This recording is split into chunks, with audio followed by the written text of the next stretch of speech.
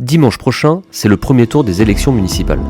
Vous allez devoir choisir qui sera votre maire pour les 6 prochaines années. Vous n'allez pas voter pour un homme ou pour une femme, mais pour une liste. Elle regroupe les futurs conseillers municipaux. Ce sont eux qui décideront ensuite qui sera le maire, lors d'un conseil spécial qui se tiendra juste après les élections. Chaque liste est conduite par une tête de liste. C'est souvent cette personne-là qui devient maire. La liste qui obtient la majorité des suffrages reçoit la moitié des sièges à pourvoir.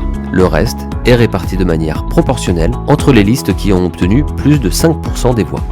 Le conseil municipal joue un rôle central. Il intervient sur les grandes décisions qui concernent la commune. Le maire, lui, représente à la fois l'État et les habitants qui l'ont élu. Il est notamment responsable des écoles maternelles et élémentaires, de l'urbanisme et du bon fonctionnement des services communaux. Ce sont par exemple les médiathèques, les espaces verts, la collecte des déchets, la voirie ou les équipements sportifs. Le soir du dimanche 15 mars prochain, il y aura 2 possibilités. Soit une liste sera directement élue car elle aura recueilli la majorité absolue du suffrage universel, c'est-à-dire plus de 50%, soit aucune liste n'aura atteint cette majorité et un second tour sera organisé entre les listes qui auront décroché au moins 10% des suffrages exprimés au premier tour. Les 27 bureaux de vote de Gennevilliers seront ouverts dimanche prochain de 8h à 20h sans interruption. Pour connaître votre bureau de vote, regardez sur votre carte d'électeur ou rendez-vous sur le site de la ville ou sur servicepublic.fr.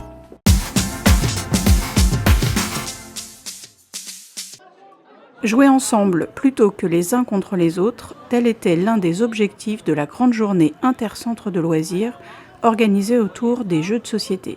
124 enfants de maternelle et 110 élémentaires y ont participé. Ce n'est pas une opposition de centres avec sa propre identité, mais bien une équipe qui est composée d'enfants de plusieurs centres de loisirs. Là, on les mélange, donc le but, c'est aussi de casser un peu l'esprit de compétition qu'il peut y avoir entre certains quartiers, parce que là, ils jouent ensemble dans un but commun.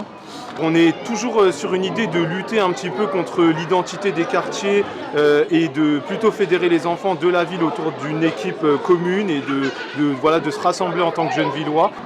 Après, ils peuvent être amenés à se rencontrer en colo, ils peuvent être amenés à se rencontrer sur des rassemblements. Donc on est sur des quartiers différents, mais on est amenés à se croiser, à partager des moments ensemble. Il y a plein de centres, donc on peut revoir les gens que peut-être c'est des amis mais qui sont dans d'autres écoles. Donc, et en plus on peut du coup jouer avec des gens avec qui on joue jamais. On peut revoir des amis qu'on avait avant et qui ont déménagé. Je trouve que c'est une bonne idée de tous se réunir pour jouer aux jeux de société parce que ça travaille l'esprit d'équipe et voilà. Et j'aime bien, des fois je retrouve des amis à moi des autres écoles. Au lieu qu'on soit chacun dans son coin, dans sa petite école, on peut être tous réunis et là il y a un peu d'esprit de compétition mais il n'y a pas que ça.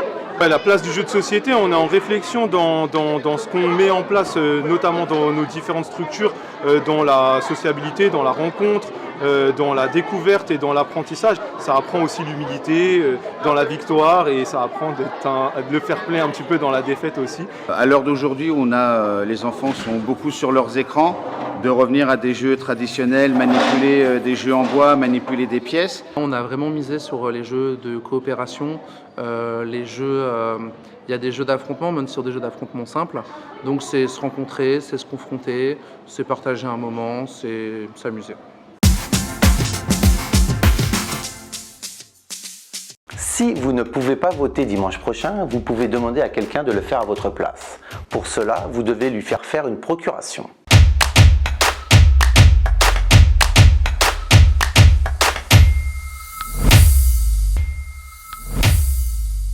Vous pouvez donner votre procuration à n'importe quel électeur. Mais pour voter à votre place, il devra se déplacer jusqu'à votre bureau de vote. Première solution. Optez pour une démarche en ligne en vous rendant sur le site maprocuration.gouv.fr. Deuxième solution, vous déplacez avec une pièce d'identité, le numéro d'électeur et l'état civil complet de votre mandataire. La démarche s'effectue normalement au commissariat. Le commissariat de Gennevilliers étant actuellement fermé pour travaux, vous devez vous rendre au bureau de poste principal en face de la mairie. Attention, votre mandataire doit être inscrit sur une liste électorale. Il peut être inscrit dans une autre commune. Un mandataire ne peut détenir que 2 procurations au maximum. Vous pouvez annuler ou modifier votre procuration à tout moment. tant que votre mandataire n'a pas voté.